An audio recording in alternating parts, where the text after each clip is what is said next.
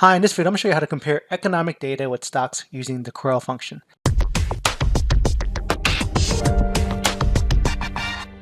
Now, the CORREL function is basically correlation, and it can help you with investment analysis with stocks or ETFs, electronically traded funds, or other kind of investments.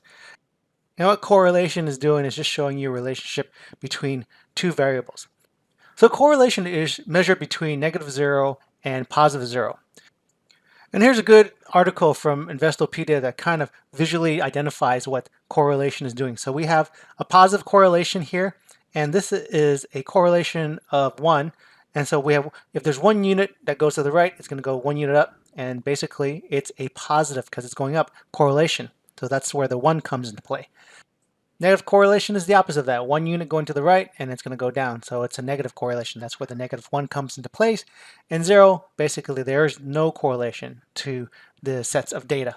And that's how you can look at the numbers when you get that back from your function. Now I've mentioned that the macroeconomic data I'm getting from the St. Louis Fed, they call it FRED. I think it's Federal Reserve Economic Data.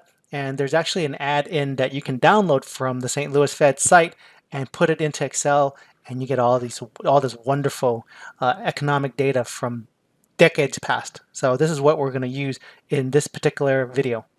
So now you understand what correlation is basically at a high level, the range that goes from -0 to +0, and now you know where to get the economic data, and that's from the St. Louis Fed.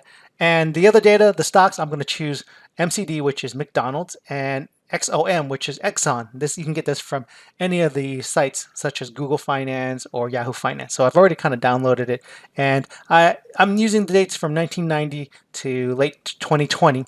And so we can use correlation to kind of figure out, is there a relationship between these different economic data, the CPI, which is inflation rate, WTI, and it's one of the indicators of crude oil prices, the unemployment rate, and of course we got here are McDonald's and Exxon. So let's see if there is a correlation between these. Let's start off with MCD, McDonald's. And so we can say CORREL, select that, double click to select that, and now choose McDonald's over here, and then comma.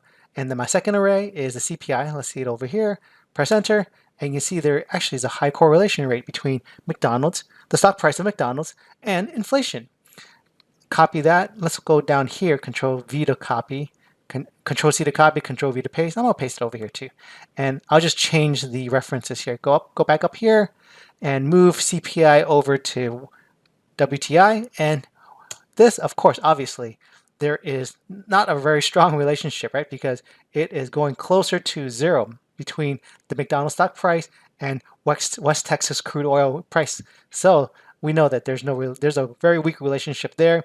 And for unemployment, let's see how the relationship there. So let's go to the unemployment numbers here, and we'll change that from CPI to the unemployment rate. Press enter, and you can see that there is a very low relationship between McDonald's stock price and unemployment. So those are some interesting numbers. So if you ever wanted to do some forecasting and look at the macroeconomic numbers like CPI, WTI, unemployment, or any of the other ones from the Fed, you can plug them in there with the correlation and kind of do some forecasting and make a guess of where these macroeconomic numbers are going.